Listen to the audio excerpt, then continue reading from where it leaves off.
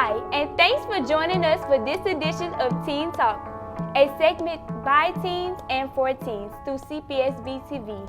I'm Jada, and I'm excited to introduce our special guest today, Cynthia Arceneaux. Cynthia Arceneaux is the evening news anchor for KPLC-TV, and if you ever watch local television, you know her face and her voice.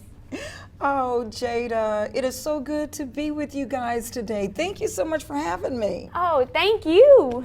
It truly amazes me that you have been anchoring for 37 years.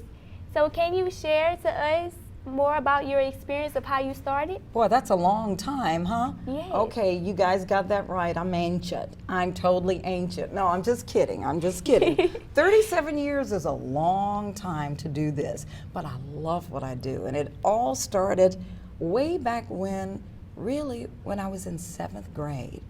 I had an English teacher who inspired me and kind of honed in on my love of writing.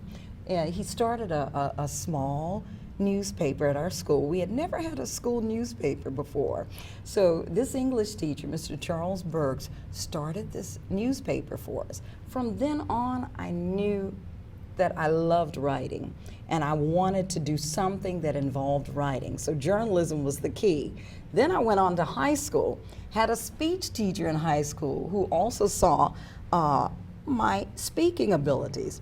He actually got me on at our local radio station, small radio station in Franklin, Louisiana, KFRA, and I started broadcasting then when I was in high school. Wow. So I kind of had a head start, knowing what I wanted to do when I went to LSU, that I wanted to major in journalism, and that's how it all began. And through your years of anchoring, you covered every kind of story there is.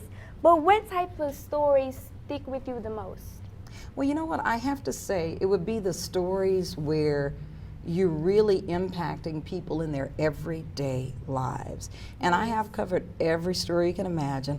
I've covered presidents. I had the honor of covering Ronald Reagan. That's before you guys, before your time, President Reagan. I covered him in Baton Rouge. I even had the pleasure of meeting First Lady Barbara Bush when she and her husband were in New Orleans. I covered them. Wow. I've covered lots of political stories. Of course, we've covered what we call breaking news stories. We've covered all of those events, but the things that really impact me is when I can do a story that it really makes a difference in somebody's life.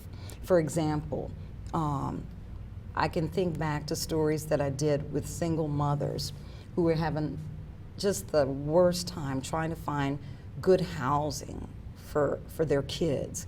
And when I was able to do stories where I was actually able to make a difference, where a single mother was able to get into decent housing with her small children, those are the stories that really affect me.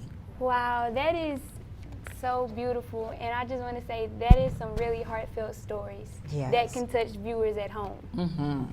Yes, ma'am. And I know you have a busy life, but can you describe a typical work day? I go into work at 1:30 in the afternoon. My schedule is 1:30 to 10:30, but many times I'm still in the newsroom 11 o'clock, 11:30 at night, because even though we're off the air, there's still things that you're doing to prepare for the next day. A lot of times I'm tweaking and fine-tuning scripts, and it all comes together during the 5, 6, and 10 o'clock news. Wow, you have a busy life, but it's all worth it. It is, it's worth it.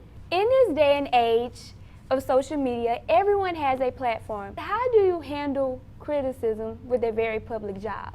That's a very good question. And you know, social media has brought it to a whole new level. Yes. We've often been subjected to that, even before Facebook and websites. You always had to deal with that. Now, this is how I deal with public criticism. You know, you're selective. I'm always selective. There's some criticism that you take to heart, and you know what? You can grow from it. Some people can offer certain things to you that you do want to perhaps take into consideration.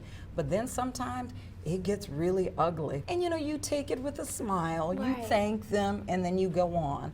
And as I said, there are certain things that I feel are in the line of constructive criticism. There are certain things that I can take and really use to my advantage and really consider it.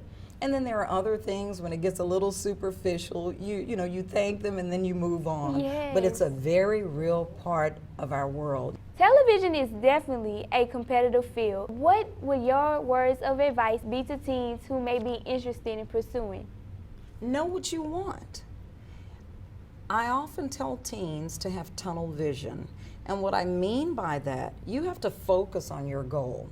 If it's becoming a television journalist, if it's becoming a teacher, if it's becoming a doctor, a lawyer, whatever the case may be, focus on your goals, be tunnel vision. And what I mean by that, you're going to have extraneous noise, you're going to have noise to the right, noise to the left, but you have to focus on your vision and you just block out the noise and go for what you want.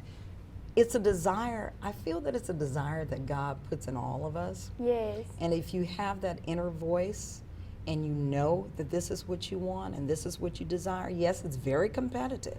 But when you know that this is what you want, you're gonna really craft your skill.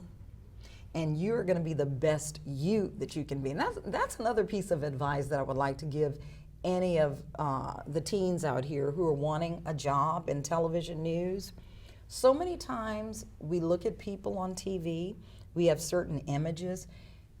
The one thing I would tell you, don't ever look at one person on TV and say, I want to be like her, or I want to be like him, because you know what? You can never be a replica of that person that you're seeing on TV, but you can be the best Jada. Yes. Nobody can be Jada like you. So what you have to do, you have to hone in on your skills, look at your high points, look at the things that you can do, and really make the most of it. Now we have one of our favorite Teen Talk features, a pop-up Q&A to ask some lighthearted type questions. Is that all right? Okay, I'm game. Go Okay, ahead. question number 1. I've heard that you have a lot of interest in cooking in your home kitchen, but what is your favorite dish to cook? Oh, that's easy, gumbo. Ooh. Any time of the year. Favorite restaurant in Southwest Louisiana? Seafood Palace. They are really good. Oh, and really they have on some good Enterprise gumbo. Boulevard. Very Yes. good. Yes. And favorite time of the year? Oh, right now, well, if it would ever actually become fall, Yes. that's my favorite time. And favorite non-news TV show? HGTV by far, where they flip the houses. Yes. I love that. And make them look beautiful? Yes. And favorite movie of all time? That's it. Tom Hanks and Forrest Gump. Oh, Do y'all yes. know Forrest Gump? Yeah. Yes. Life is like a box of chocolates. Yes. And music taste? Okay, all right. Well, y'all know how old I am. R&B, people that you probably don't know of, like the Isley Brothers, Al Green, things like that. Okay. And if you weren't a news anchor, what would you be doing? That's a good one. You know what? I would probably have my own restaurant. Wow. I probably would. People are always telling me that I should do that, so you never know, that might be on the horizon. It might be plan B. And what's something people would be surprised to learn about you? Oh, that's an easy one. That's an easy one because people are always shocked about this. It's kind of a long story, but I'm going to really condense it. People would be surprised to know that my sophomore year in college, I kind of like had a fork in the road. I was auditioned by the Commodores. Lionel Richie, it was Lionel Richie and the Commodores back then. Y'all are too young to know. But I actually was offered a background singing position with the Commodores. Wow. But my mom and dad said they would kill me if I were to drop out of school to follow the Commodores on the road, so that never happened. Well, that's okay. You can still live the dream in your mind. Yes. It's been such an honor having you here, Miss Cynthia. Thanks for joining us. Oh, Jada, it was my pleasure. It was so good meeting all of you talented young people. And you know what?